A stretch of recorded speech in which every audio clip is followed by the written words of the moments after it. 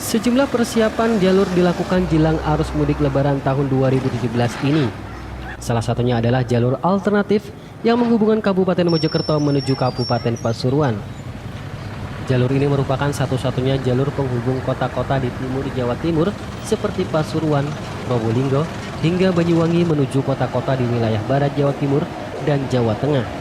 Proses perbaikan dan pelebaran terus dilakukan jelang arus mudik. Perbaikan dan pelebaran dilakukan di Kecamatan Mojosari sepanjang 2 km dan lebar 10 meter. Para pekerja memasang besi-besi dan plastik dan selanjutnya dilakukan proses pengecoran.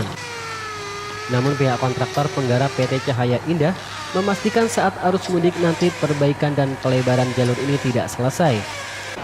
Dan hanya satu sisa saja yang dari arah Pasuruan Mojokerto selesai dilakukan pengecoran.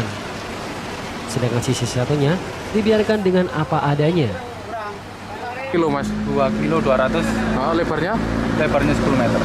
Terus nanti untuk lebaran nanti gimana mas?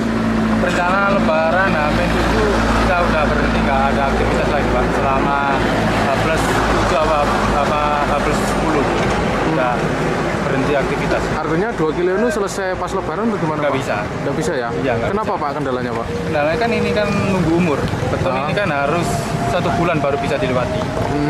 Nah, jadi kan kita nunggu umur 1 bulan baru kita pindah ngeter sebelahnya. Dengan tidak selesainya proyek pelebaran dan pengecoran, pihak kepolisian akan mencari jalur alternatif lainnya, yaitu dari Pungging melewati jalur Kutorejo, Delangu, dan tembus kota Mojokerto. Kepolisian akan menghentikan proyek perbaikan dan pelebaran pada saat 7 hari sebelum Lebaran. Untuk pihak proyek ini H-7 harus sudah selesai pengerjaannya, ini harus sudah dihentikan karena kendaraan-kendaraan besar kecuali kendaraan yang mengangkut sembako itu yang boleh aktivitas di jalan raya selama H-7 sampai H+7.